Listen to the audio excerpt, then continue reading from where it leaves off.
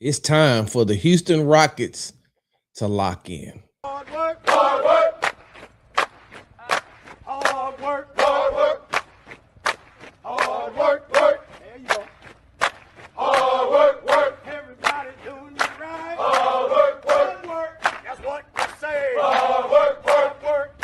Earn more pay. Hard work, work, work. Do it every day. Hard work, work. Get up out of quarter to three. Hard work, work. You go and earn more pay. Hard work, work. Boots on and lace. Hey, what's going on, y'all?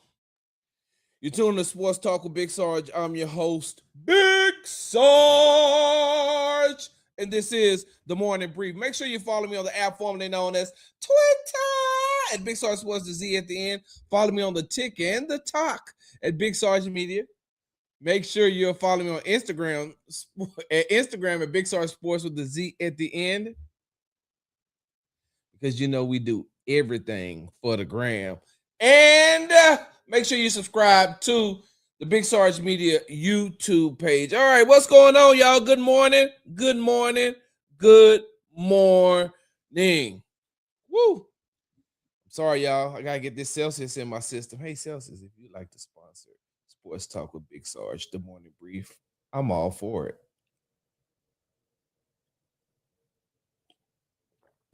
All right, y'all. It's been a long couple of days. On last night, the Rockets played the Golden State Warriors. On tonight, Friday night, they play the Portland Trail Blazers. And then Saturday morning, my wife and I have to run a 5K. Then on Sunday, I have to get up and drive down to San Antonio as the Houston Rockets would take on the San Antonio Spurs at 7. So it's been a rough couple of days for me, but I'm good, and I'm here, and that's what I'm here. So I gotta get that Celsius in my system and get going. All right. So on Thursday night, the Houston Rockets lost 115 to 113 to a depleted Golden State Warriors team. And it's crazy because the Golden State Warriors do not have Steph Curry. He's been out 12 games with a knee injury. They don't have Jimmy Butler. He's out for the rest of the season. They don't have Kristaps Porzingis. They don't know what's going on with him. I think that on Thursday, they said, and I think Steve Kerr said at the beginning of the game, Steve Kerr said that Porzingis was back to doing some small basketball-related activities, but other than that, they don't know when he's going to be ready. And so the Rockets had their full complement of players. You know, Jabari Smith Jr. had been out the last 2 games with the ankle injury that he sustained at late in the game against Orlando. So he missed the Miami Heat game.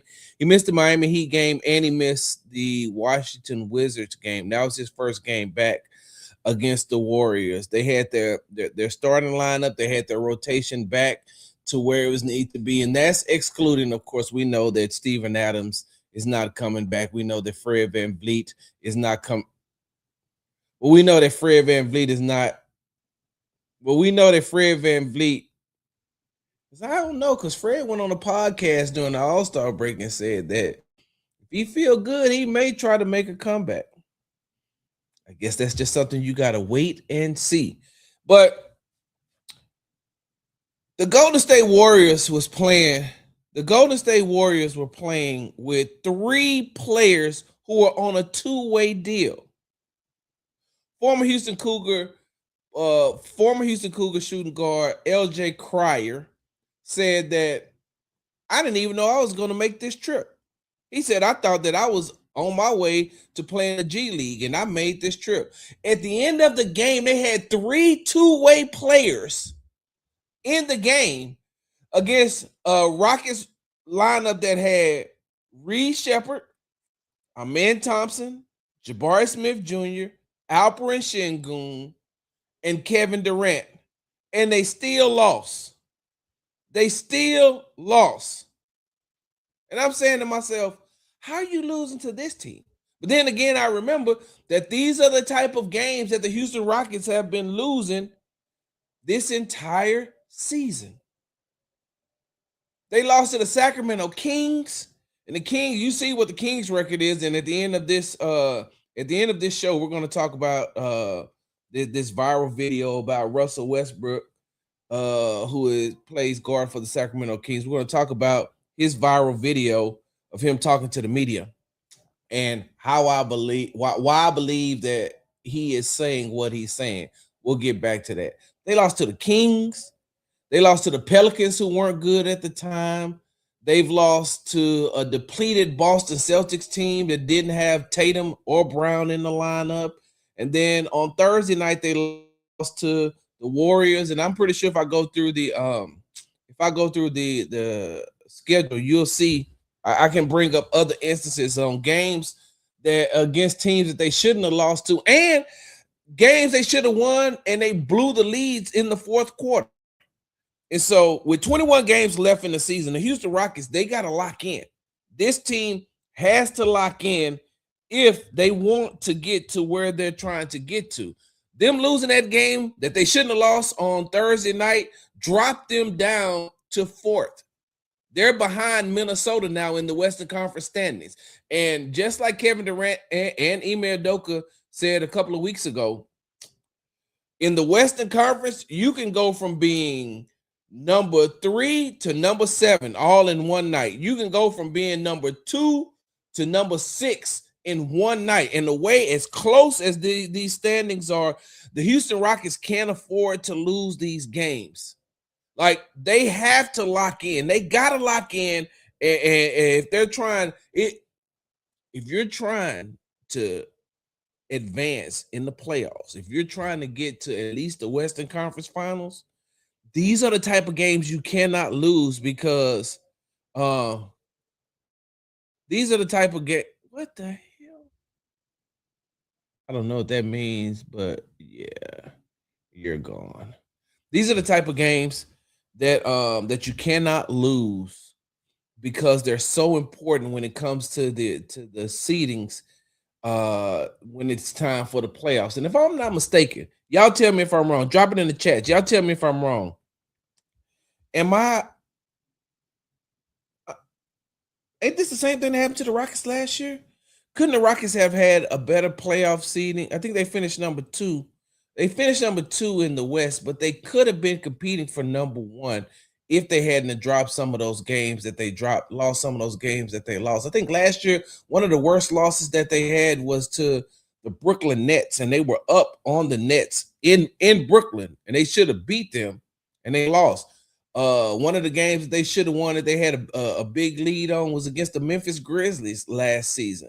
And don't get me wrong, there's going to be times there's going to be times where you look at I mean, there's going to be times where you're going to see some of these good teams lose to some of these bad teams, or some of these good teams lose to teams that they shouldn't have lost to, no matter what the circumstances is. So in an 82 game season, you're definitely going to have those type of games where you're going to fluctuate between, playing good, playing bad. So I get that part.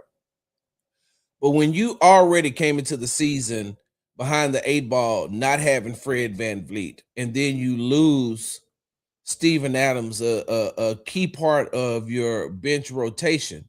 When you lose those, when you don't have those two guys in the lineup, and you're scrapping for everything that you possibly can, you can't afford to lose these type of games. You can't afford to lose these type of games where you have them won. You can't lose to the Clippers when you're up 15 on them.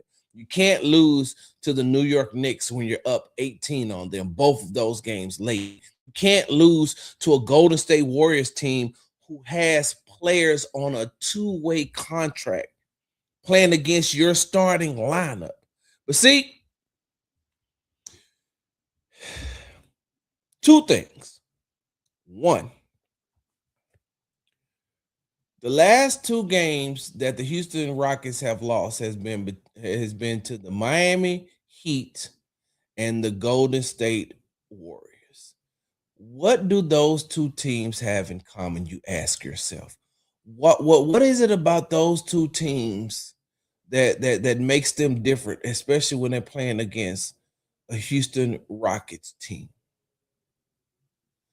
The Miami Heat have Eric Spoelstra, and the Golden State Warriors have Steve Kerr. Okay. Hello, is this thing on? Hey, for the people in the back, come close. The Miami Heat's head coach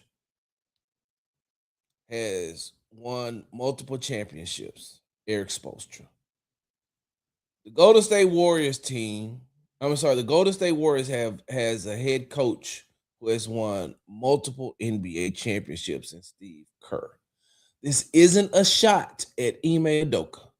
This is not a shot at Houston Rockets head coach Ime Udoka, but he's only been coaching in the NBA as far as being a head coach. This is his fourth season as an NBA head coach. So there's still some things that he has to learn. Coming off that Boston Celtics finals run where they lost to the Golden State, when they lost to the Golden State Warriors, as a matter of fact, if I'm not mistaken, y'all drop it in the chat if I'm not if, if this is inaccurate. But if I'm not mistaken, I thought that didn't the Boston Celtics have like a 2-1 lead on Golden State, and then Golden State came back and won that series to win the finals?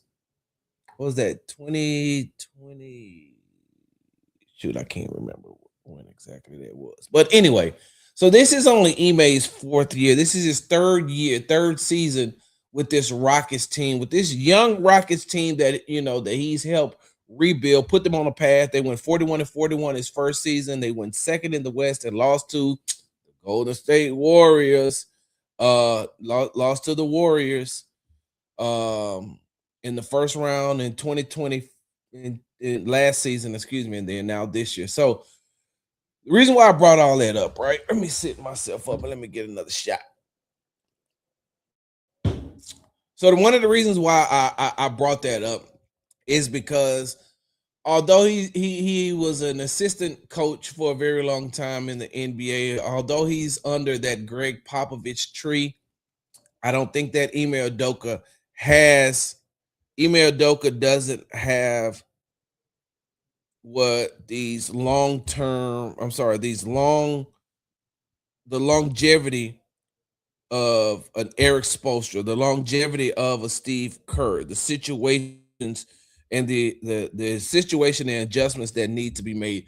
On Thursday night, he said that with the defensive lapses, there's just a lack of communication of the players on the court and a lack of communication between the sidelines and the players on the court. There's just a whole bunch going on. But when you look at a team like the Miami Heat, who although they're struggling to stay in the playoff run, when they're playing against a team like the Houston Rockets, they went up 14-4. You know what Eric Spoelstra did? He made the adjustments, and when he made those necessary adjustments, that changed the perplexity of the game, and it put Miami Heat back into that game, made them more competitive, and they got the win. Last night, even before the game, in the pregame press conference, I asked Ime, I said, you were asked about culture at practice the other day as far as the Rockets are concerned, but what is it about this Golden State Warriors culture? What is it about this Golden State Warriors culture that keeps them, so successful, even if they don't have the amount of players in their rotation in the system? And he answered that. And if you look at it, the Miami Heat and the Golden State Warriors, they have this system. And they have this plug and play system, and they say, this is the system that's designed. We're going to put the players in there. You run the system. I mean, think about it. You had on Thursday night, you had two players in Al Horford and Draymond Green. How long they been in the league combined? 7 to 8 years? I don't know. Hell, I was talking to Al Horford last night in the locker room, and I said, I had an old man moment, y'all. This was an old man moment that I had in the locker room last night. I said, hey, man, I played ball against your daddy. Al Horford's father, Tito Horford, played basketball here in Houston at a school that is no longer in existence. It was a private school called Marian Christian on the southwest side of town. Some of you all may remember that school. Some of you all may not, but some of you all may remember that school because that's also where Hakeem Olajuwon brothers, Tafis and Aju, they went to Marian Christian as well. But Tito Horford Al Horford's dad went to, and I'm saying to myself, because I first question I asked him was, "Hey, how much longer do you think that you have left to play?" And he said, "I feel good, man. I ain't ready to call it quits just yet." And I said, "Yeah, you know who stood right there in that same spot you're standing there and told me that same thing? Udonis Haslam, his last year with the Miami Heat, when he said, 'Hey, it's too much money in this media space for me not to go out and get it. My playing days are done. I still feel good. I can still play, but I'm done.'" Al Horford. So when he gave me that answer, that's when I was like, "Oh damn, I done had a I done had an old man moment." Hey, bro, I played against your daddy when he was in high school. Now I'm looking at you with this illustrious career that you've had, this longevity that you've had in the NBA. And I'm saying to myself, damn, I pretty much watched you grow up. And so when the Rockets lose to a team like the Golden State Warriors on last Thursday night, when they don't have their full complement of players and they're being led by two older players in the NBA and Draymond Green and Al Horford, both of those who have championship pedigree, that's what I meant to say about Spoelstra and Kerr. They have championship pedigree. And then you got three two-way players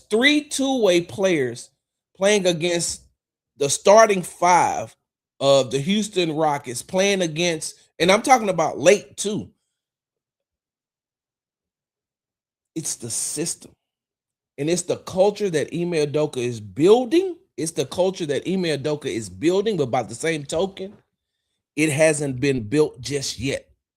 Eric Spoelstra has a culture that he's built there that can sustain. Steve Kerr has built a culture that can sustain. What Ime Udoka is trying to do is build a culture that can sustain. They're just not there yet. And I know that it befuddles him because he knows what the players are capable of. He's watching them. He knows what they're capable of. They just haven't been able to get over the hump like they should be able to get over the hump. And they only got 21 games left. And in those 21 games, they're not going to have a lot of breaks. Like I said, they play Thursday night against Golden State. They play Friday night against Portland. They play Sunday against San Antonio, and then they come back. And I think I forgot, but they play on Tuesday. Like this schedule is not going to allow time for them to try to get it together. You're going to have to get it together.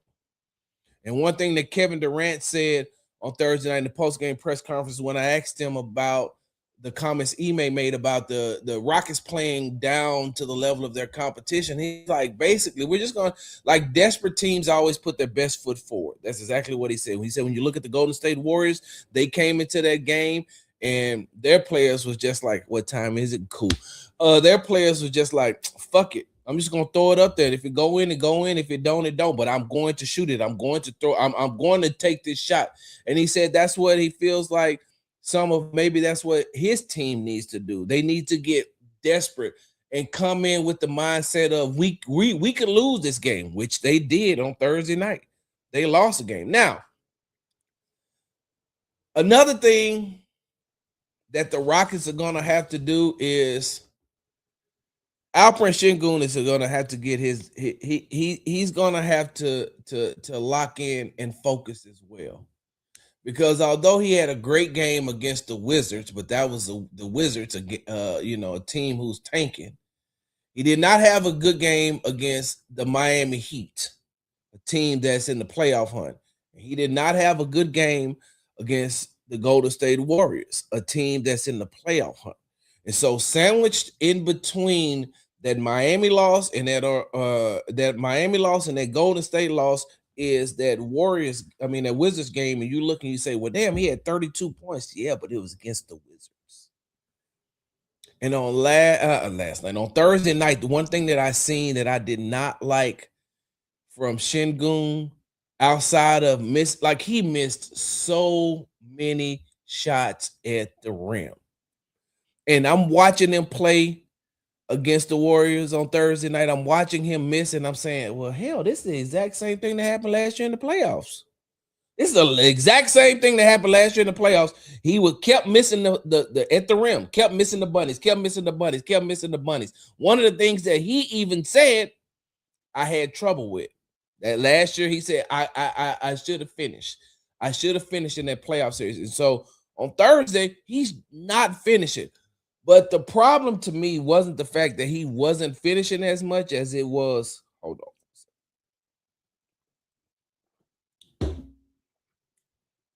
He looked like Luka Doncic out there. He looked like Lakers superstar guard, forward, whatever you put in whatever place you put him. He looked like Luka, okay? And what I mean by he looked like Luka, not because of the way that he played offense, not because of sometimes his lack of defense. He complained too much. He complained entirely too much. And when Shingun gets to complaining, it takes him out of his game. When Alpi, gets to complaining about the non-calls or maybe the calls that he don't agree with, now it gets him out of his game, and now he doesn't have focus. It reminds you of somebody? Luka does the same thing. Luka Doncic does the exact same thing.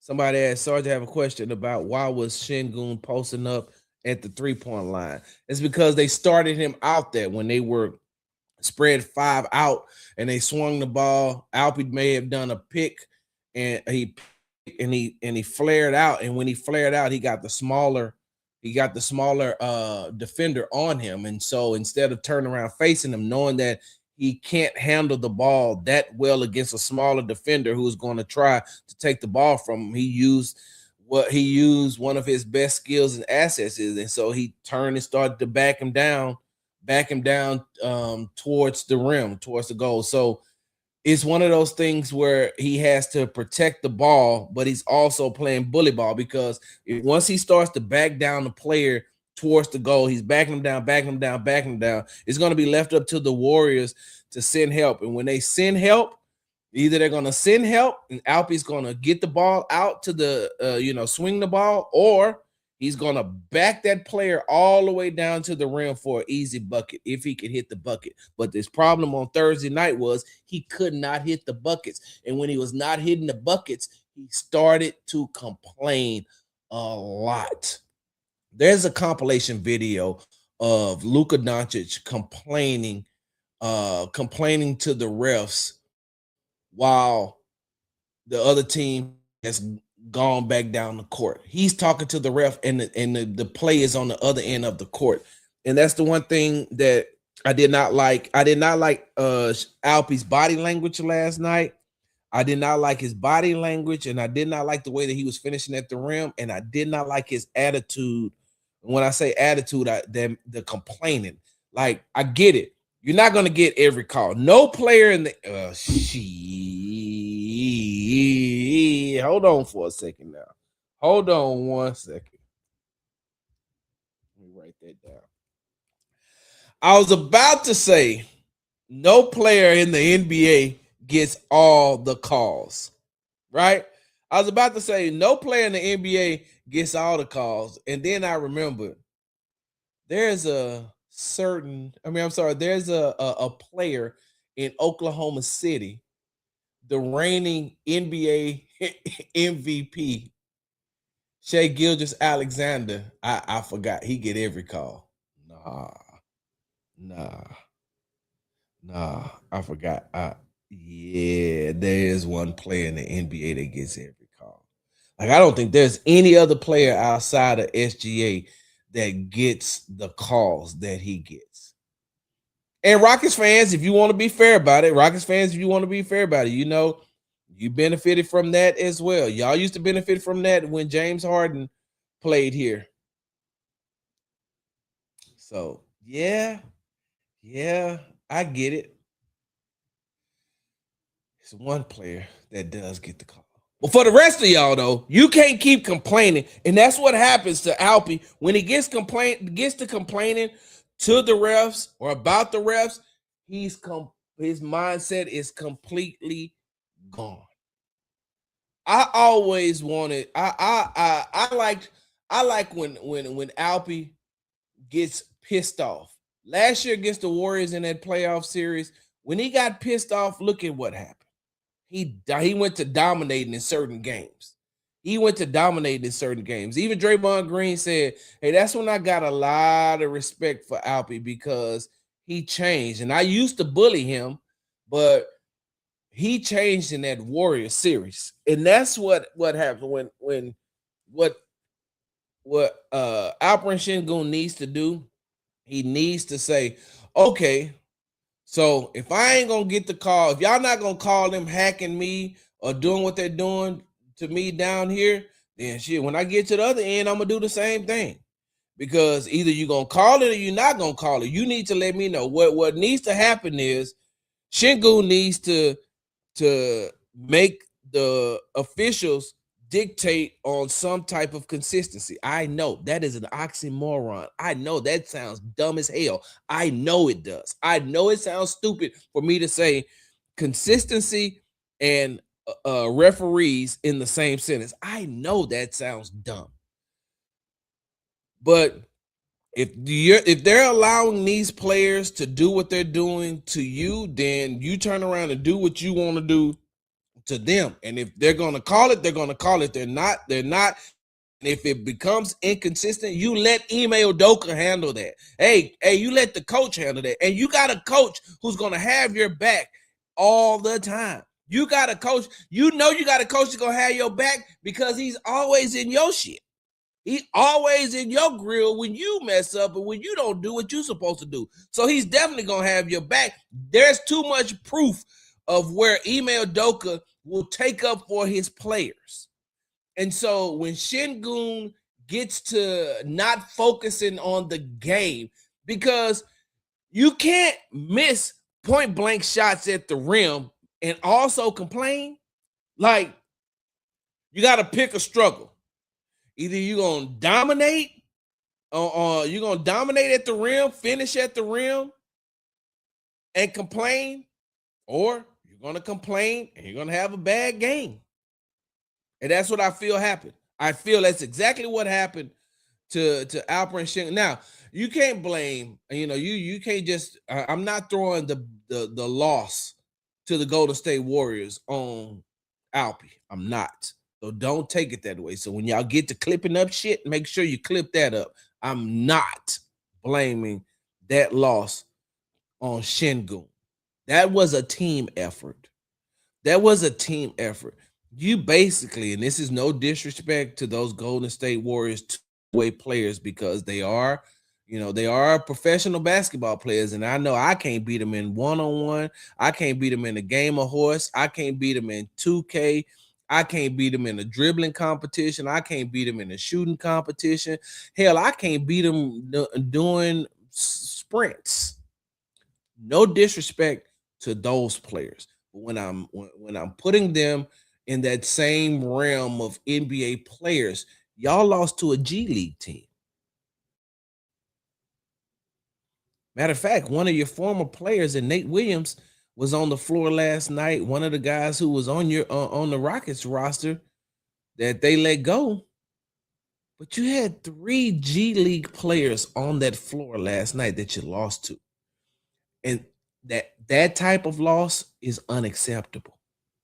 That type of loss is one of those losses that'll have you saying, why in the hell don't we have home court advantage in the playoffs when you go back and you say, well, shit. Well, hell, we lost to the Kings. We lost to the Pelicans. We lost to Boston when they ain't have all their players. We lost to Golden State when they ain't have all their players. We done blew double-digit leads. Like, those things add up. Those things mount up, especially when you are in a competitive division like the Western Conference. When you're in a competitive, conference like the Western Conference, you can't afford to give away any games. If you're going to lose, just get beat. Do not beat yourself. And I feel like the Houston Rockets beat themselves on Thursday night against the Golden State Warriors. They got to focus. They got to lock in because they're going to come back and they're going to play a Portland team who has a less than stellar record. And this game on Friday night against Portland, you shouldn't take nothing away from that if they come out and they win because they're doing exactly what they're supposed to do. You want to see what they're going to do. You want to see if they're going to be able to rise to the level of competition when they go in and they play the number 2 team in the Western Conference in the San Antonio Spurs, one of the finals contenders. They said that they felt like the game between the San Antonio Spurs and the Detroit Pistons on Thursday night was a finals preview. They believe that the Detroit Pistons can come out of the Eastern Conference just like they believe that the San Antonio Spurs can come out of the Western Conference. Now, you asking Sarge? Because if you're asking Sarge, I'll let you know. Back in our day, I got 5 on you that you could beat one of them in a sprint and horse. Back in the day, maybe maybe Miss Shirley, maybe I could. Now, at 54 years old and the pawpaw, nah, shoot, I'm just doing good to finish these 5Ks that I'm doing. I'm good to get to the gym. With that being said, if you asking me, like if you asking me, right, what I think about the chances of the San Antonio Spurs making it to the finals. Do the Spurs have a good team? They have one hell of a team. They have one hell of a team led by De'Aaron Fox, Victor Wembanyama, Castle, Vassell, Keldon Johnson coming off the I think Keldon Johnson's coming off the bench. They got players on their team that play on both ends of the court. So I'm not taking anything away from the San Antonio Spurs. Do I feel like that they can make a finals run? I don't think that they're there now. I don't, because when you get into the playoffs and you're only playing one team for 7 games, things start to change. Things start to change when you can focus in on just one, when you're focusing in on one team for one series and you're not playing the Kings on Thursday and the Grizzlies on Friday, and then on Tuesday you're playing the Knicks, and then Thursday you're playing the Hawks. You're playing that one team in a 7-game series, lose or go home. I don't know if the San Antonio Spurs in that type of setting, in that type of environment, with only maybe 1 or 2 players. Harrison Barnes is still in that team, right? Side note, how in the hell do you injure yourself coming off a nap? How the hell you injure yourself coming off a nap? Okay. If Harrison Barnes was my age, I could understand that. If he was 54 years old, I could be like, nah, I get it. I get it.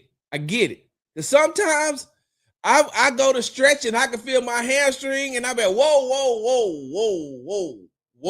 slow down, cowboy. Hold on. You about to mess yourself up. You about to injure yourself. In my age, I turn and twist sometimes. I be like, oh shit, got me. Hell, I can sneeze. Oh, got me. Right? Right? At your age, after a nap, you get injured? Come on, Harrison Barnes, man. I digress. I don't think that the San Antonio Spurs are ready to beat a team that has the experience like a fully healthy Denver Nuggets team in a 7-game series. I don't know if they're there yet. I don't know if they're there and can beat a fully healthy Oklahoma City Thunder team. Everybody else in the West, I can see them beating in the playoff series. I can see them beat the Rockets in the playoff series. I can see them beating Minnesota in the playoff series. I can see them beating the Lakers in the playoff series. The Warriors. Who else is in that teeter totter? I said the Lakers, right? Teeter tottering in that is Phoenix Suns. Like outside of OKC and Denver, I think that the team that the San Antonio Spurs have, they have enough to be able to beat those teams, but they're not ready to beat. I don't think they're at that level where they're ready to be a fully healthy OKC or a fully healthy Denver Nuggets team. So Those are, like I said, those are the teams that I think when I look at hold on a second, when I look at San Antonio and where they can be, and I'm talking about San Antonio because that's who the Rockets play on Sunday. And that's going to be another test for the Rockets. But when I look at the San Antonio Spurs and I say, I don't know if they're ready to beat a team, a fully healthy Oklahoma City or fully healthy Denver Nuggets, it brings me to this. There's a player that played for both of those teams. That both of those teams are his former team, who had a lot to say to the media during this post game press conference that we're about to talk about. And I'm not going to even lie, I agree with him. We'll be back. Hi, Laura Williams coming to you here from Easy Honda. Just want to remind you that this is my new home, and here at Easy Honda, we are here to take care of all your vehicle needs. From new vehicles to pre-owned vehicles, we've got what you are looking for. And if you're a business and you're looking for vehicles, we've got a great selection here at our dealership. For any information on getting your next vehicle here at Easy Honda, you can reach me at 281-224-3666. Remember to ask for Laura Williams. We make it easy here at Easy Honda. Hey, welcome back. You're doing the Sports Talk with Big Sarge. I'm your host, Big Sarge. And this is the morning brief.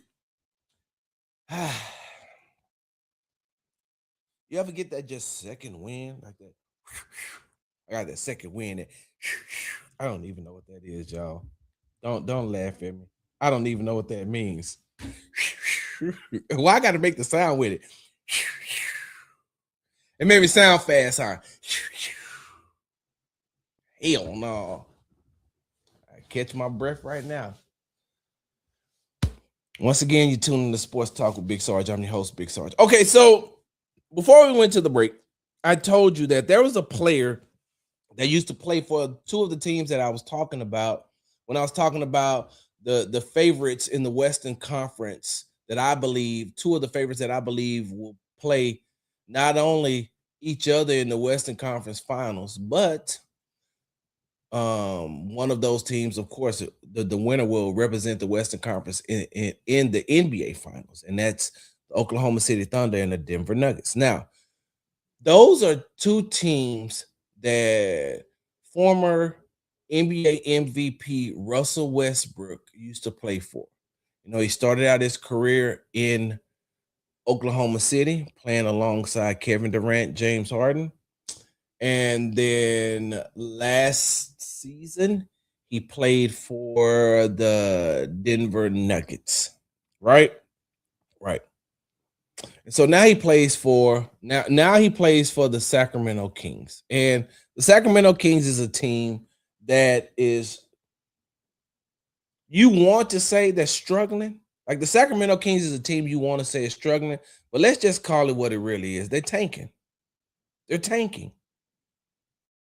That organization has gotten into their mind that they're going to tank because if you look at some of that talent that's coming out of college this year, this is the first time in a long time that if everybody who they believe is going to the NBA, for those for those one, especially those one and done players, if those players are coming into the NBA, there is a lot of talent for the first time in a long time coming out of college.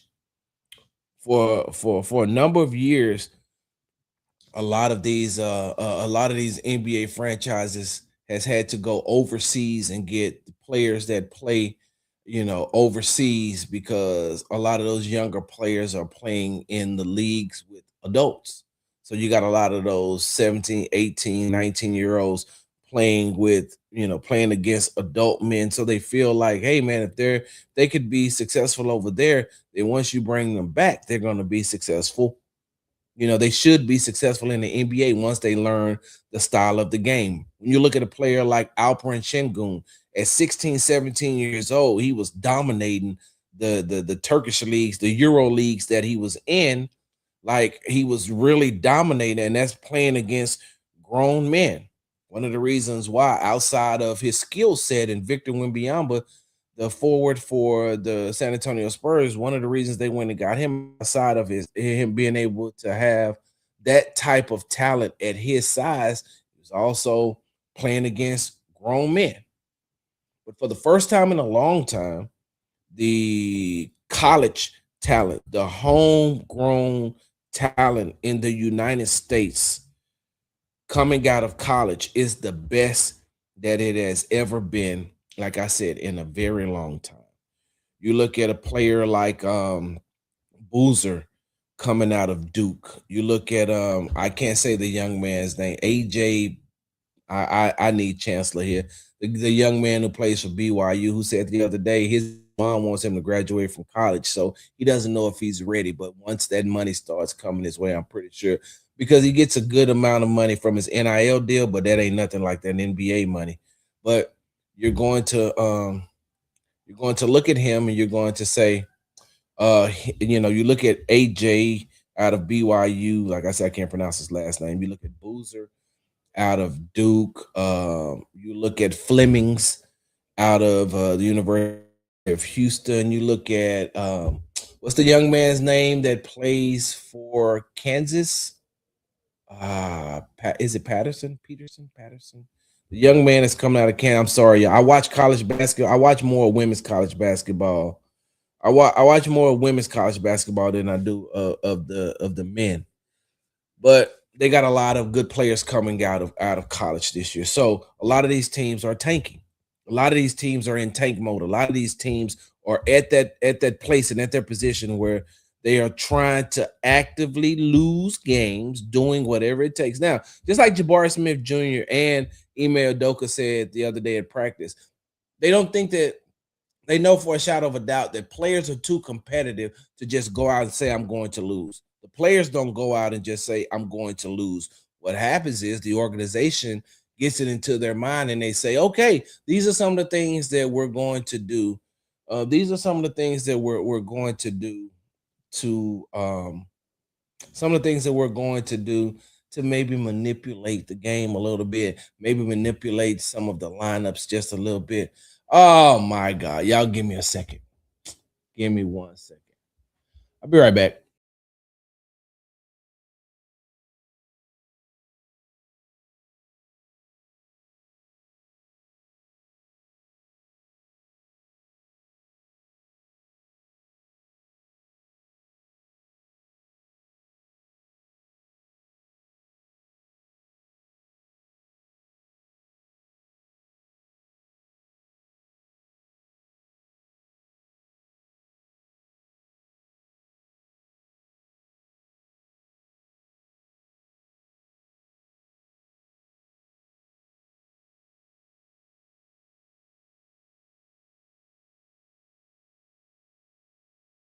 Okay, I'm back.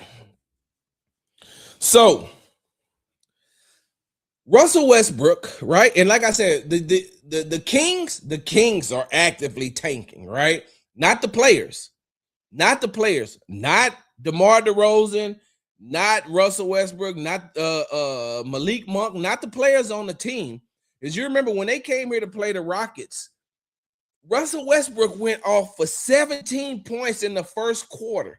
17 points. He ended the game with 22. You know, one of the reasons why he ended the game with 22 points, because Doug Christie said, hey, we got a back-to-back, right? Now, mind you, now we're watching these other teams play back-to-back. And look at that. The Houston Rockets got a back-to-back. They played Thursday night and they got to play Friday night. And look how many minutes Şengün played, Kevin Durant played, Reed Shepherd played, Jabari Smith Jr., Amen Thompson. Like, look at the amount of minutes that they played.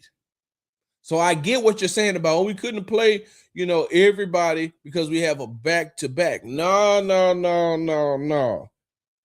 Russ went off in the 17 points in that first quarter, and you said, hold on, you doing too much, my guy. And you need to come over here and sit on this bench a little bit. You come sit over here with DeMar DeRozan. There was go back and look at that game. There was a long stretch where DeMar DeRozan didn't play, and DeMar DeRozan and Russell Westbrook were not on the court together. In the second half, that was the first half. In the second half, he kind of tried to put him out there. Then he was like, "Oh, well, the game got away from us." No, the game got away from you because you kept mixing and matching your lineups to the point where you didn't have consistency. And so when you look at these teams and the players aren't actively tanking, but what's happening is, hey, Doug, you might want to try this lineup. You might want to try. Hey, okay. You know how I know? I mean, you know why I can say these type of things because I've had experience. I covered the Rockets when during the time where they were having down season.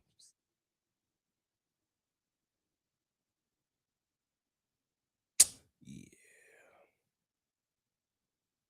I watched as Steven Silas played, I think 76 different lineups in an 82 game season. I was here covering the team when they signed a player, flew him into Chicago, and made him catch a bus to Milwaukee to play in the game that night. He's learning the names of his players, and they're showing him plays on the bench. Players didn't even know who he was. I remember the tank for Victor.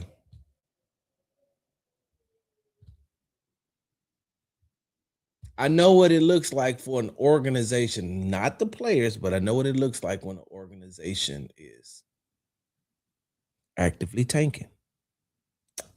So you look at a team like the Sacramento Kings that are actively tanking, but they have players like DeMar DeRozan and they have players like Russell Westbrook, two players that you just can't, they love the game too much. They love the game too much for you to go to them and say, hey, we're trying to, we're not trying to really win these games because there's a lot of talent coming out of the draft. And we feel like we could, to help improve this team, we could use one or two of those players that are coming out of college this year that could help us, go through our rebuild. You can't tell DeMar DeRozan that. You can't tell Russell Westbrook that. Later on today, I'm going to put out the clips of where I asked Doug Christie about that, and I asked DeMar DeRozan about that. How do you explain to these players? How do you explain to these players, or how do you take it when your coaches ask, knowing that you have so much passion for the game, but then you're not, out there on the court, being able to have the opportunity to play the game that you love so much. So I'll put both of those clips out a little bit later on. So with that being said, I'm going to play some of a clip from Russell from Russell Westbrook's post-game interview from Thursday night after the Kings game. And I want you to listen to some of the things that he's saying, and then we're going to come back and we're going to discuss it. So let me share my screen with y'all. Share my screen. Here we go. All right, hold on, Russ. Hold on, Russ. All right, here we go. What y'all think, though? Because y'all got a lot of answers and y'all always be talking. I got no answer for you. Oh, it's very interesting. Y'all don't got no. You guys have a lot of opinions about how we do what we doing. What you got? No, you. Yeah, you make a lot of statements and broad statements that you have no context. So where do you get your context from? Are you in practice? Are you at our film session? Are you anywhere around the building? No, I haven't seen you at practice.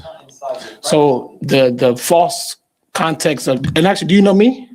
I know you. No, you don't know me. You don't know me. You don't know me. But you make a lot of comments as though you do know me. Talking about your basketball. No, you don't. My intent, I see it. But I'm asking you now, but you don't know me, right? So you don't know anything about me. Not you personally. Thank you. That's good. Anybody else? You guys have any comments about how we play, what we doing? You guys are quiet today, but you guys have a lot of comments when the game's going on, after the game, what we doing, what we should be doing, how we should be doing it. I'm confused. Let me stop right there. I'll come back and I'll share my screen again and we'll finish up that. But let me stop it right there and say this, right?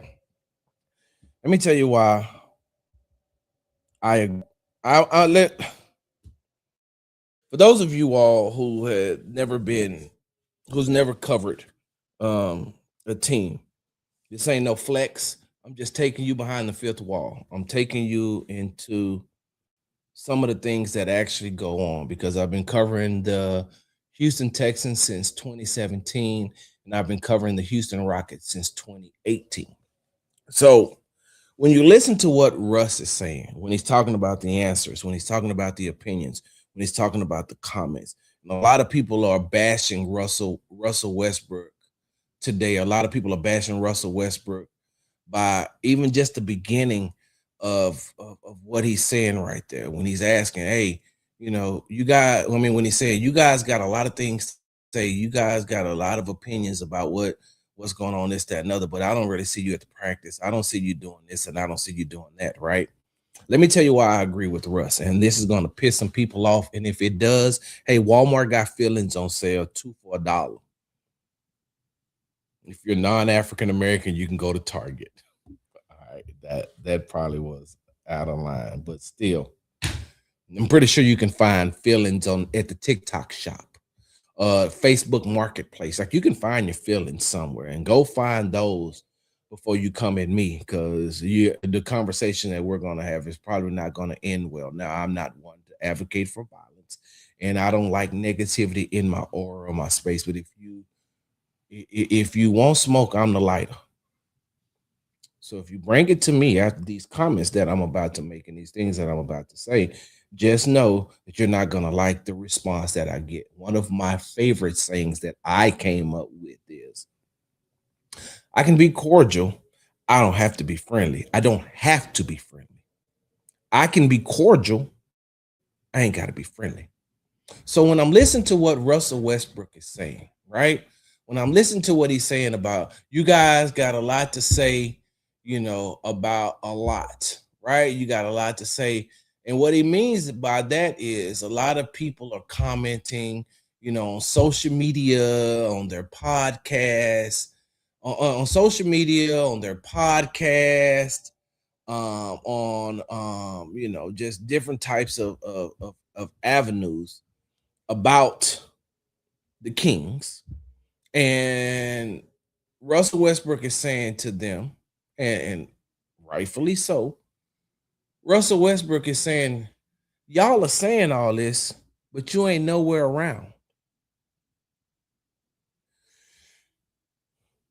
Russell Westbrook will respect you more if he's seen you at practice, if he's seen you at shoot-arounds, if he's seen you at games, if he's seen you at away games, if he's seen you. But if the only time he sees you or knows anything about you is when you sporadically show up to a game, but you got so much to say on your podcast, you got so much to say on your radio stations, you got so much to say on your social media, and you have the access, you have a credential, you have the access to attend practices, you have the access to attend shoot-arounds, and you don't come. You have the access to go to games. Everybody ain't got to travel. Everybody doesn't have to travel. I get that part. Everybody doesn't have to travel. Everybody can't afford to travel. But if you're popping in to when the Kings play the Lakers so you can see LeBron play, if you're popping in when they play the Golden State Warriors so you can see Steph play, or when Denver so you can see Joker or Rockets when they play so you can see KD play. If you're only showing up at those games that you could say that, oh, I was in the building because it's a free ticket, then Russell Westbrook can say these things to you and about you. Most players, and I'm only going to talk about the sports that I cover now, most players in football and basketball If you don't, if they don't see you on a consistent basis, how are they supposed to know who you are? How are they supposed to know who you are? So what Russell Westbrook is saying is, I see a lot of the comments that you guys, and he pointed at some people specifically. I see some of the comments that you guys are making. My teammates, my younger teammates who grew up in a social media era, all they're seeing is this. Russell Westbrook grew up in the old school media style. But I can see what you're saying right here on social media, and these young cats can see what you're saying on social media, how you're criticizing them, criticizing their play, but you're never around, but you have the access. Now, I prefaced my statement earlier by saying that there's going to be some people that get pissed off, and I don't give a Miss Bird, I almost cussed, but I see you right there, and I'm not gonna cuss. Well, if okay, hold on, Miss Bird, because you gotta close your ears when I say this. Some of y'all gonna get pissed off, and I don't give a fuck. I don't give two fucks, actually. I don't give a shit. I do not care. I want you to know that. You can clip this up. I don't care. Last week I put out a tweet that says, hey, for those people who have the access, for those people who can get a credential or have a credential, for those people, right? Not the people who got podcasts who don't have any access to the team. Not those people who go on social media and criticize the team just because they're watching the game. They're watching the game and they're criticizing it from what they're watching on television. They don't have the access. But for some of you lazy mother suckers who have the access, who have the access to practices, who have the access to the locker room, who has the access to the games, and you still don't show up, but yet you popping off at the mouth on your social media, you're popping off at the mouth on your radio show, you're popping off at the mouth at your podcast. Russell Westbrook is talking to you.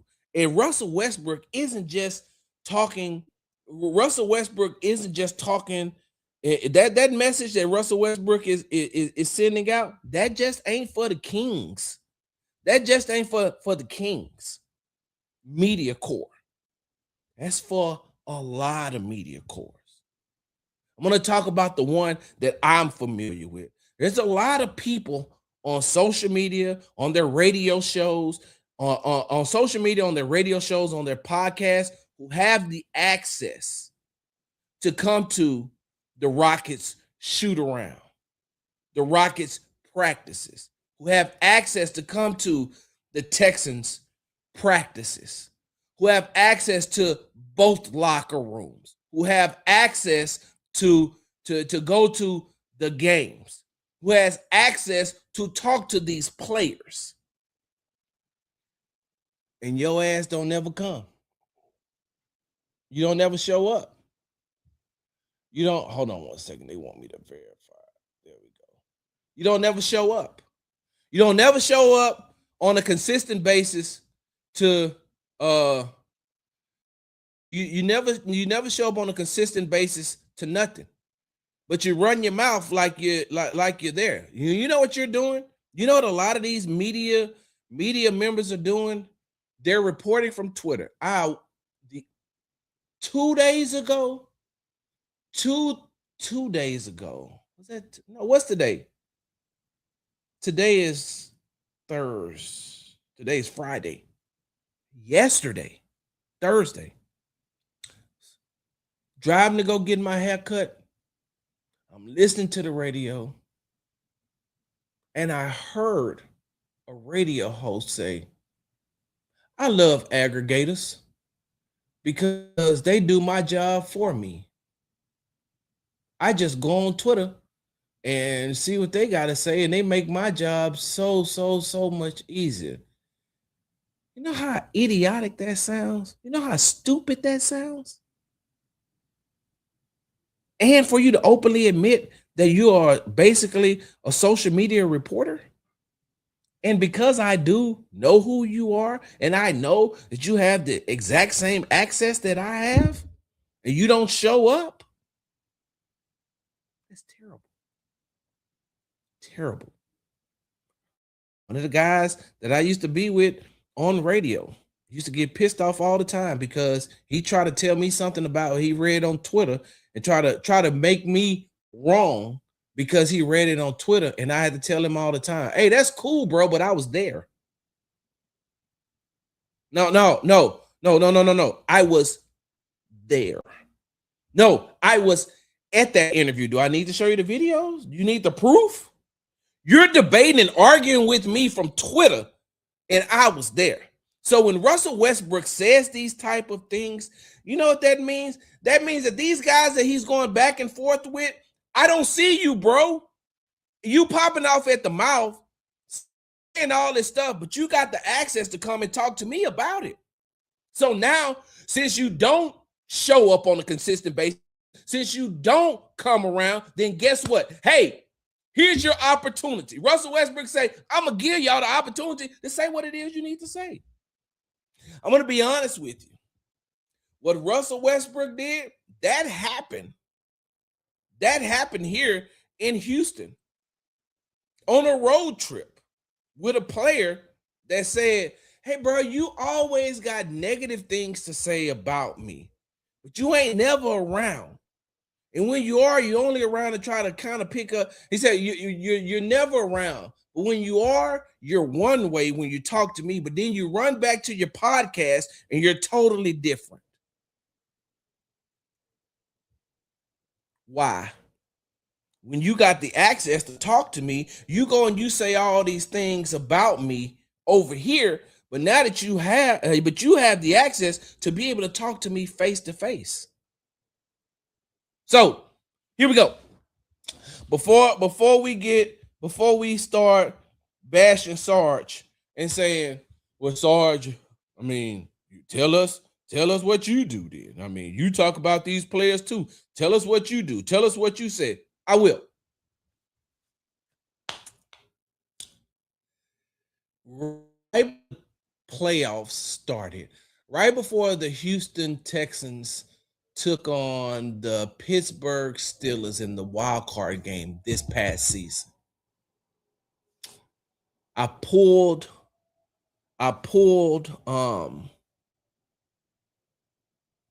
offensive guard Ed Ingram to the side.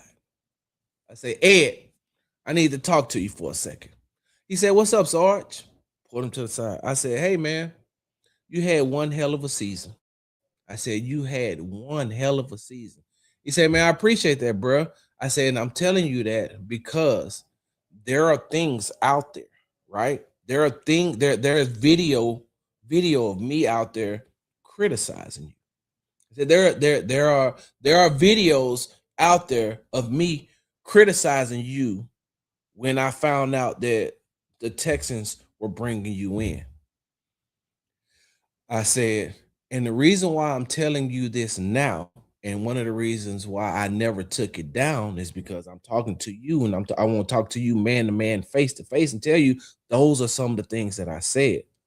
I said, but I know one of your, I said, I know, I know one of the guys that played with you when you were in Minnesota, and he told me, hey, bro, just you got to give Ed a chance. He said, give Ed a chance to watch him. He said, just take the season and watch him. Don't take a couple of games and watch him. Take the season and watch him, and then come back and talk to him at the end of the season. And if he had a bad season, tell him, hey, I said these things. I think he had a bad season. If he had a good season, tell him, hey, man, I said these things about you, but you had a hell of a season. So when I'm talking to Ed Ingram, I'm telling him, hey, bro, I criticized you on my show on more than one occasion. I said, because I was going off of what I was reading and researching about the time that you played in Minnesota. I said, but when you got here, this is a whole different thing. And I said, and I used the advice of one of your former teammates. And I said, that's exactly what I was going to do. I said, but I want to tell you face to face that I said these things. These are the things that I said about you. Right? Right. Ed said, I appreciate that, Sarge. He said, I ain't mad at you. He said, because I understand. He said, you didn't know me. He said, the only thing you're going by you is reading. He said, but I appreciate you and I respect you for coming to me and telling me this. One. Two, I respect the hell out of you because you didn't take it down. You could have erased and scrubbed. He said, because I never seen it. He said, I'll be honest with you, I never seen it. He said, and you didn't even have to come tell me. You could have took all that stuff down before you to come and have this conversation with me. You know what I'm saying? Man to man, face to face, or whatever about this, that, and the other. He said, I respect that. He said, and one of the reasons why, he says, one of the reasons why I respect that is because a lot of people wouldn't do it. He said, there's a lot of people. He said, there's still a lot of people from the former place that I came from that don't have a clue about what went on because they wasn't around and all they did was use things to make, to for clickbait. As I digress, that's how I feel that Russell Westbrook feels. I don't know Russell Westbrook. I don't know him personally. Have I had interactions with him? Of course. When the Sacramento Kings came to play the Rockets, the way that Russ was interacting with those way that Russ was interacting with his younger players, the way that him and Mar DeRozan was joking back and forth with each other, but also, talking to their younger players. And then him and I had a conversation about the movie Life because he was laughing because he said a line from the movie Life, and he turned and he looked at his at the teammates and he's like, y'all ain't seen Life? They's like, what's that? It's like one of the greatest movies ever made with Bernie Mac and Eddie Murphy and Marlon Lawrence. They's like, I don't know what that is. And I said, Russ, they ain't gonna know that movie came out in the 90s. He's like, you know what? You're right. Because I finished the line of what he was saying. And so then he's like, y'all know what we're gonna do? On the plane ride, we're gonna watch the movie Life. And then they went back to talking or whatever the case may be. And so I don't know him personally, but Russ does remember me from his time of being, he knows my face. He don't know me personally, but he remembers me from the time that he was with the Rockets. So I don't know Russ personally enough to say I know what he was thinking. But if I had to take an educated guess, what Russ is saying, and from being on the opposite side, what Russ is saying is, hey man, y'all be having a lot of shit to say about me, right? But you won't say it to me. You won't even show up to say it. We take you behind the fifth wall again. Sometimes at these practices, and sometimes I'm talking about Texans and Rockets, and sometimes at the shoot around for the Rockets. Shit. Maybe 3 people there. Maybe. Sometimes maybe 3 people. I ain't even gonna lie to you. I only know of one radio person that shows up. And I'm talking about on air, consistently, on air hosts that got their names attached to shows. Shit, I don't even see. I see them at the Texans games. I see them at the games. I don't really see them nowhere else. They be having a lot to say. They be having a lot to say. And I get it. That's your job. You got to get paid. But it's funny to me that when I'm at these shoot arounds and at these practices, and I'm saying, how would you know what's going on at practice, this, that, and other? You just reading it off Twitter like everybody else. You sharing other people's videos like everybody else. You stealing content like everybody else. I can't name you the amount of times that I've heard one of my takes on somebody else's show. I just laugh at it and keep going. All right, bro.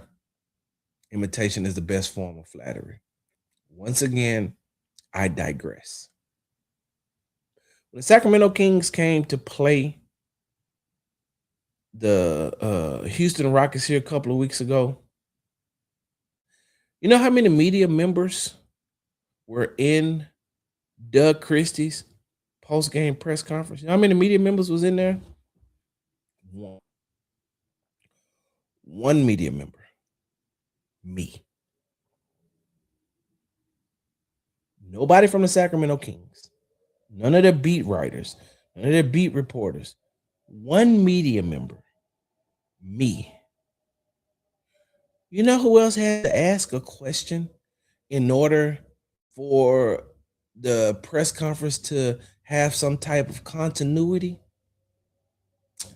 The person who records the visiting team's post-game press conferences for the Rockets. The guy who records so they can have the post-game quotes to give us at the end of the game. He's not in the media. He's in there. There ain't nobody else in there. You know how many media members from the Sacramento Kings was in the Sacramento Kings locker room to interview DeMar DeRozan? One. You know who that was? Me. Know who else is asking questions? The young man who records the audio for the Rockets for the visiting team. Can everybody afford to travel? No, I got it. Some of these publications, should you say if you cover the Sacramento Kings, you're a beat writer, you should be able to at least send one. You know what the Houston Chronicle does? They have a beat reporter. The Houston Chronicle has a beat reporter on every road game for the Houston Rockets. And sometimes it's just him and Vanessa from Space City Home Network. That's what it's called now. The sideline reporter, him and Vanessa, and then whoever else is there. So I try to go, especially after football season, to as many games as I can to cover the Rockets, even though there's another guy that sits in the room that says, Big Fraud doesn't cover the Rockets. Yeah, and that's why your face gets scrunched up like you had 13 lemon heads every time you see me. I digress. So what Russell Westbrook is saying, right? Because I don't want to make this too personal, even though I've already have and I love it. Don't get me wrong. I love petty. I don't give a damn. I'm petty. Petty. Petty man. Yeah, that's me. Petty Bridgewater right here. Petty Pendergrass. I don't care. Because my feelings don't get hurt like that. I ain't sensitive like that. I'm petty. I can also take pettiness.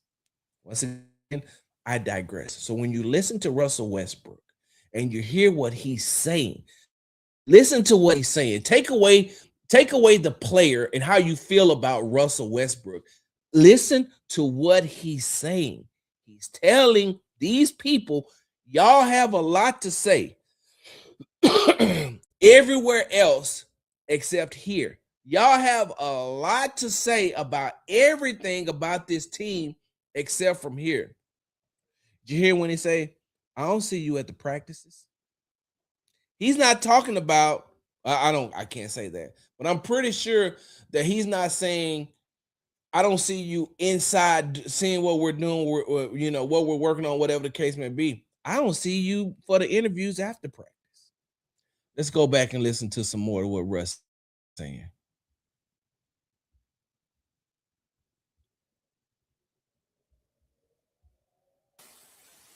Oh, let me hear. You must have seen our film session too. I'm not in your film session, but you guys have the worst record in the NBA. Cool. You guys have been bottom 3 in offense and defense throughout the year. Perfect.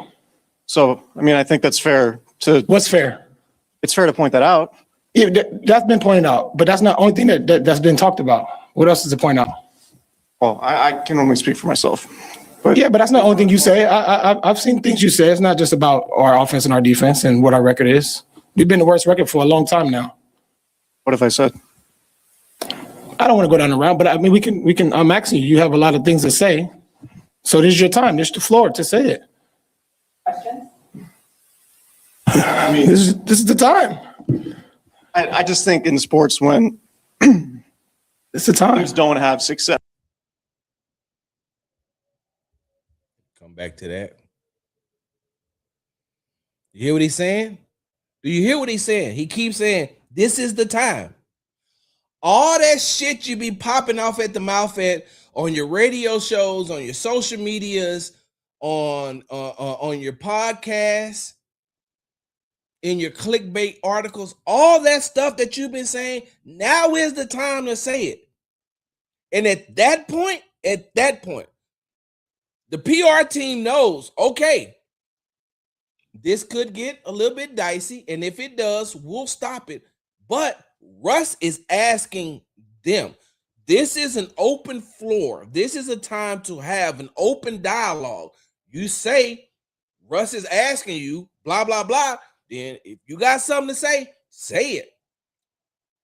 Russ can't take it personal. The PR team can't take it personal because Russ invited you to have a conversation with him about the shit that you be saying.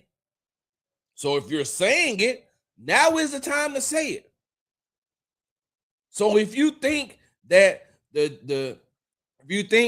Russell Westbrook ain't trying to win and he's only trying to stat pad, say it then. Hey man, look, I see the team on the floor. I see this, that, and the other. I don't know how to phrase the question, but at that point you say it. If you've been saying, hey, the Kings is dog shit. You can't say dog shit in the press conference, but you like, hey man, y'all been playing like crap. And then when he said, okay, cool, I know that. Cool, you've been playing like crap. And so those are the things that I've been pointing out.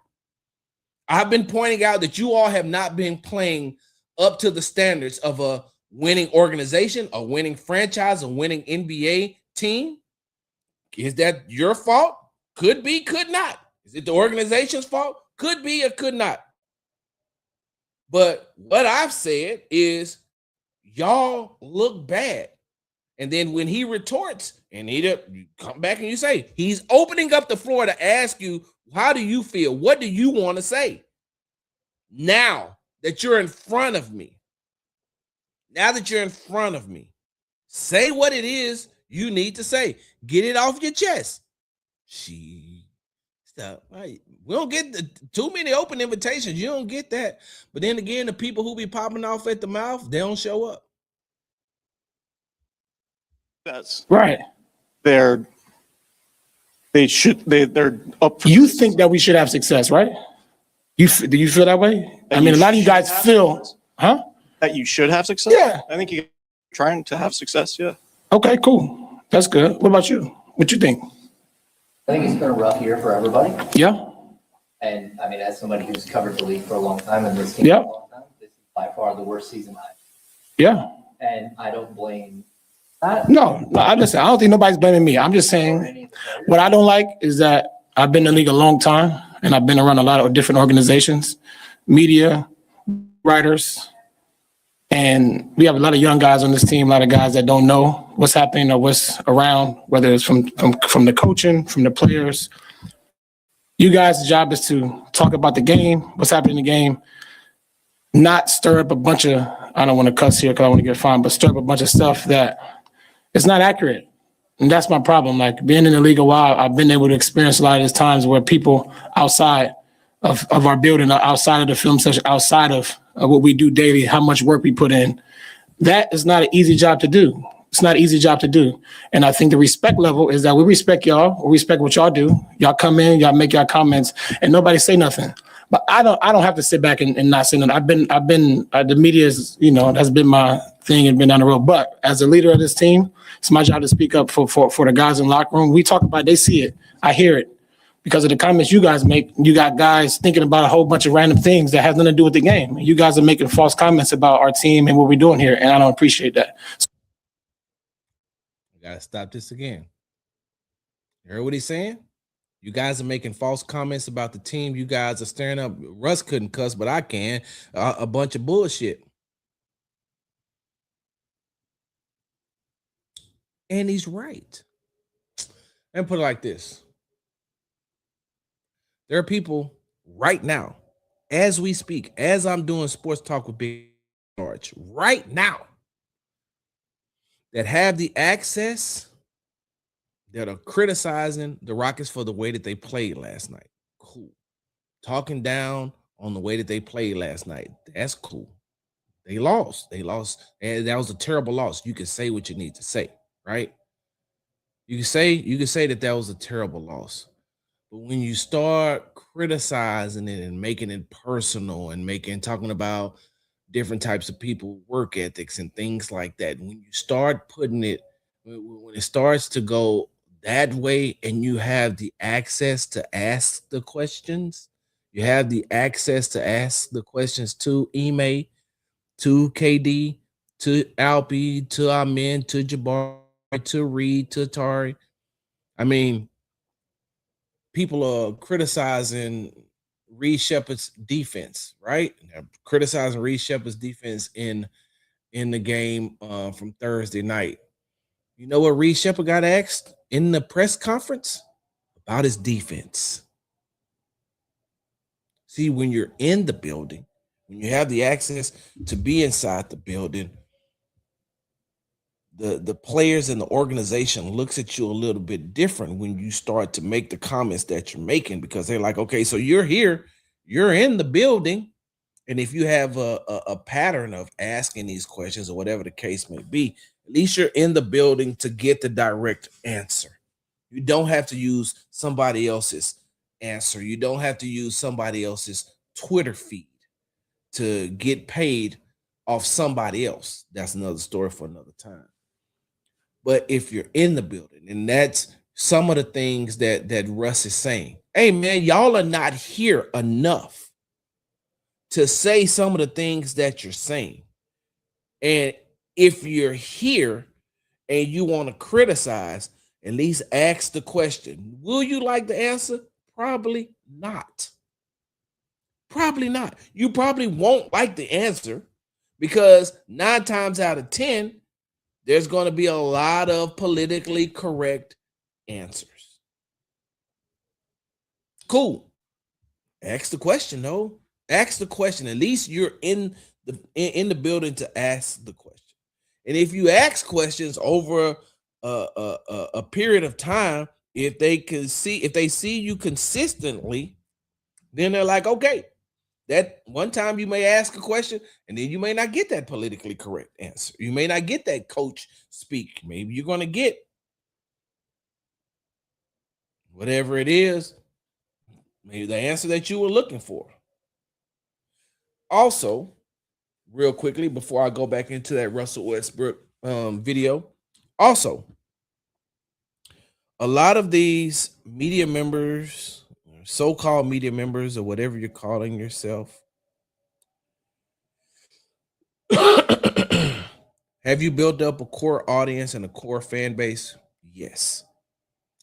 But you don't always have to appease to them. And what I mean by you don't always have to appease to them is, sometimes these fans, which is the root word for fanatic, some of these fans, some of these people, they have malicious and salacious intent. And then when you start reading your own press clippings, when you get so much worried about how many retweets you got, how many likes you got, how many followers you have, that follower count is probably the most detrimental thing to the media that has happened in a very long time. A very long time. Because you're looking, and if you lead with, I got over 75,000 followers, bro, you don't personally know 75 people. How in the fuck you think I think that I'm supposed to be impressed that you got 75,000 people? Not only that, hey, when the last time your page been scrubbed? How many of those are bots? Hey, I got this many amount. Oh yeah. You remember a while ago, Twitter, YouTube went through. I know it's Twitter and YouTube. I don't know if Instagram and Facebook did it, but Twitter and YouTube went through and they scrubbed pages. They scrubbed these pages. They scrubbed these pages of people who had a high number of followers who were also monetizing off of that. They went through and when they went through and they started scrubbing them, sheesh. Have you ever seen a picture of the Asian guy sitting in a chair he's sitting in like one of those desk chairs, and then he's looking at what has to be over, I don't know, 500 to 700 phones with cables coming out of them. He's looking at them, right? And he runs a bot farm. So all of those phones are connected to different people's social media accounts and following and responding and replying automatically and this, that, and other. There's a lot of people who have people who don't have faces. Ain't no picture. They ain't got no picture on next to their username. JMK411738. Who is that? He follows you though, and then you think about it, and then you like that. A lot of these guys are getting caught up in they're reading their own press clippings. They're reading their own, hey man, I got this many followers and this, that, another. Yeah, but what are you doing? And so you got this many followers, but on your content, and you have the access, but you're not using your access to do what you need to do. That's why I piss so many people off, because they be like, Sarge, you can't really believe that. I said, the hell I don't. I don't give a damn. Right now, I think I got like 10.9 thousand followers on Twitter. I got like 3,500 on TikTok. I don't know how many I got on IG, and my personal page on Facebook, I don't know, because a lot of those people I know personally because it's my personal page. On my business page, I don't know how many followers over there. So I don't know how many followers on Facebook, Instagram. I know how many followers are on. The only reason I know how many followers on TikTok, because when I go to see if my videos have fully uploaded, I see the number count up there. And then when I have to do some things on my Twitter page, I see those followers. But if it was one follower, I still be the same way. I stand 10 toes down on everything that I say. I stand 10 toes down. And earlier this year, we were having we were in an interview, and I asked someone a question, and they looked at me like it was a dumb question and made reference to, oh man, why would you ask that? It's kind of like, basically he was like, yeah, that was a dumb question. And I don't give a damn. I'm looking at you in your eyes, waiting on the answer. Like, what you say ain't finna change what I say. This is how I feel. This is what I say. I asked the question for a reason. Hello. And then later on, that person came back to me and said, hey, really, that was a good question, though. So I say all that, right? And I've been on this diatribe to say that before you start judging Russell Westbrook, listen to what he's saying. I'm talking about it from a place of privilege because I am in the media. So I hear what he's saying. That's what I'm trying to get you all to understand. This isn't just a personal attack by Russell Westbrook on media members.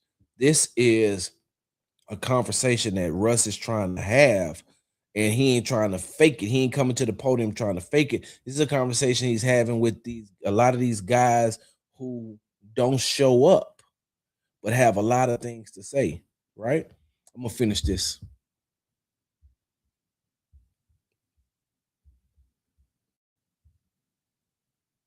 Hold on. So my ask is that you respect what we do and we respect what you do. Something different that you've seen throughout your career, as far as media coverage? No, not for me. No, I've seen much worse. But it's not about me. It's about our team. So I'm talking about our team and our group of guys, the organization. I mean, I wasn't. I came here a little late, but I feel like you guys expect us that we was gonna win the championship. The way the conversation and how we talking is like, yeah, you guys, we don't win the championship. It's like it's a bust or something. And that's not the case. This is our job. Like, y'all have your job. Y'all go to work. We don't. It'd be great if we can critique y'all, but we don't. I'm done.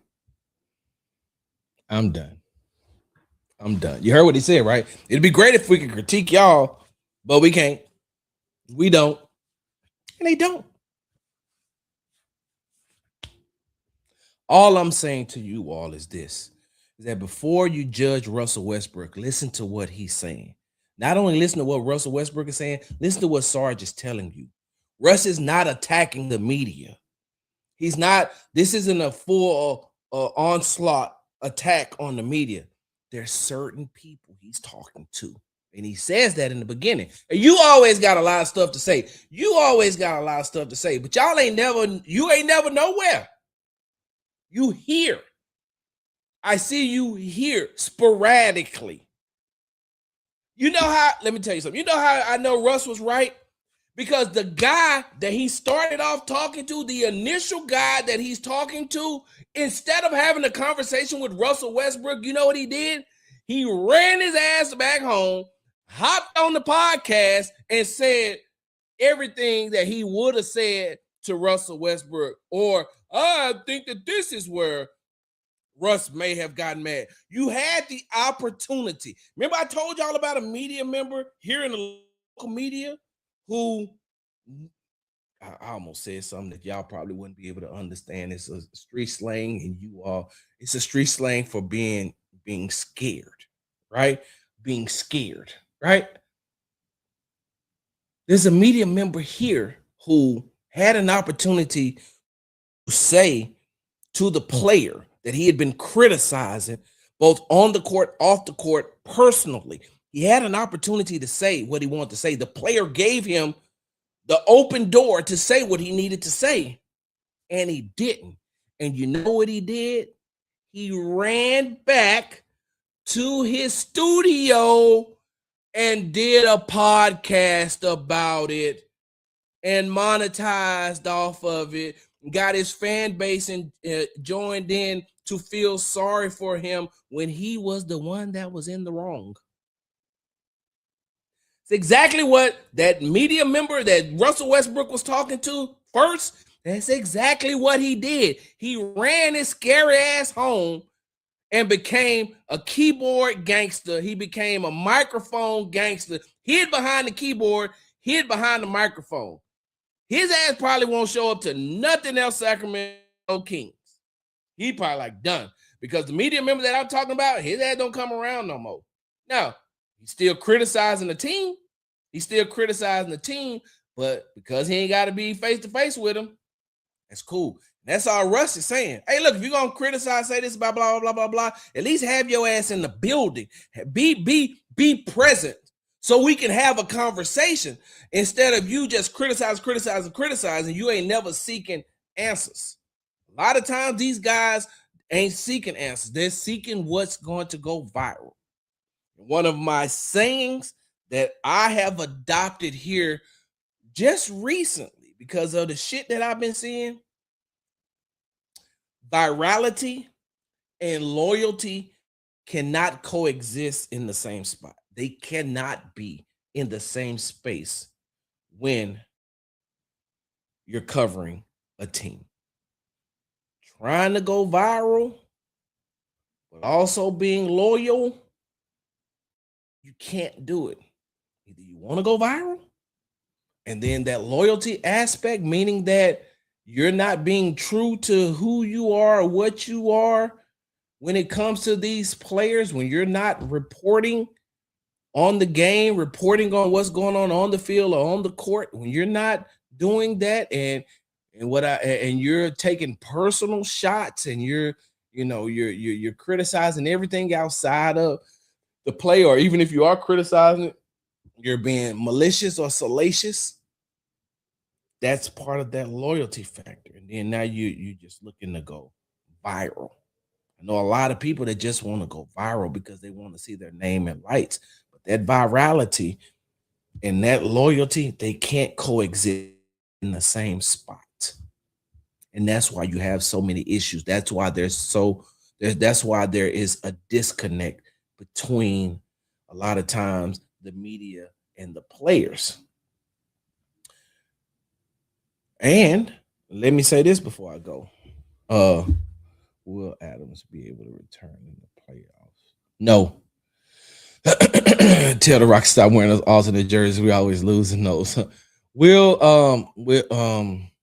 Let me say this. In this day and age in which we're in, You got a lot of former players who are becoming the same way.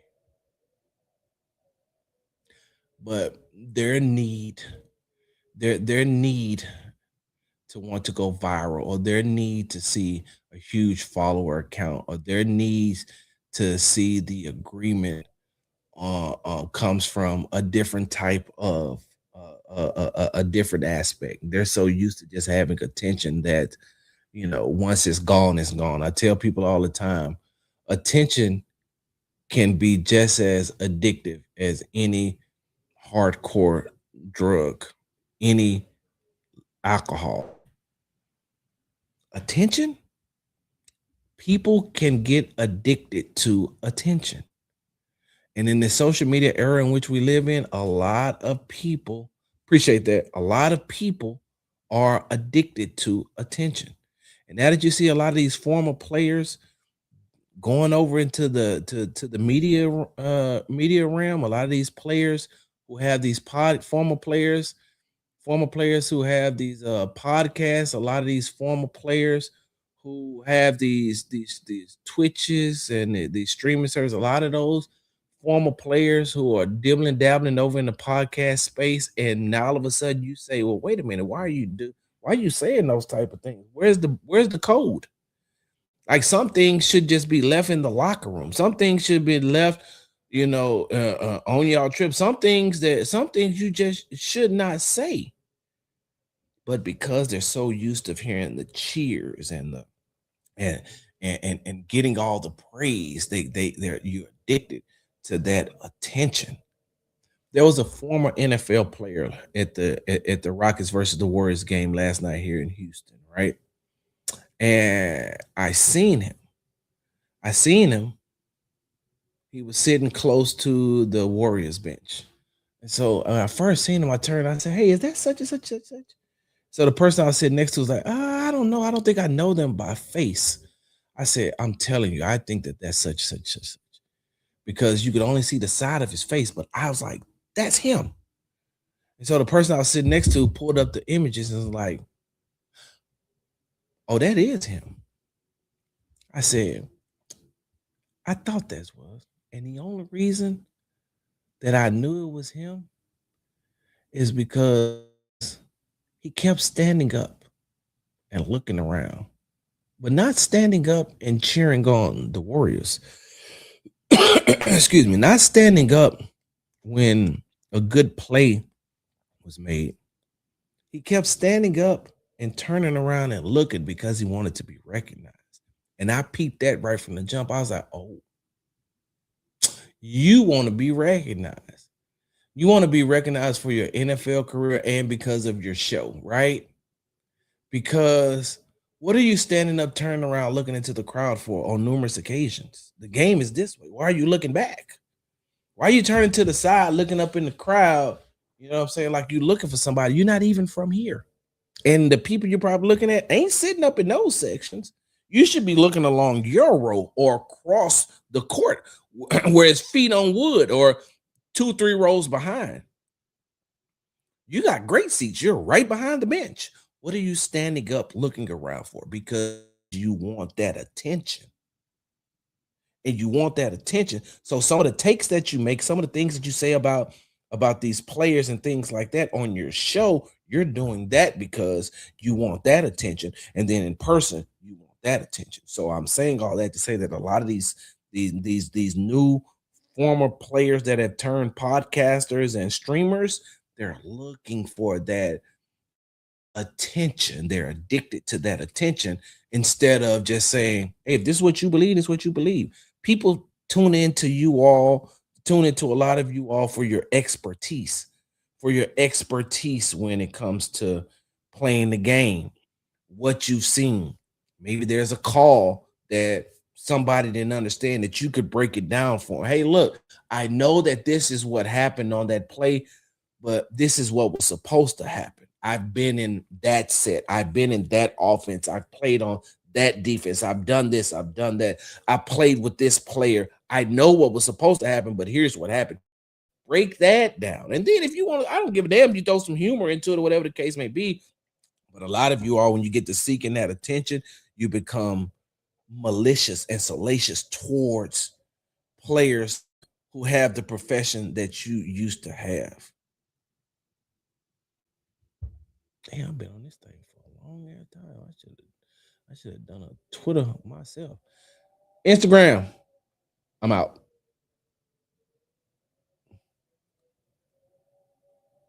You can say that as real if you want to. Done. TikTok. I'm out. Appreciate you.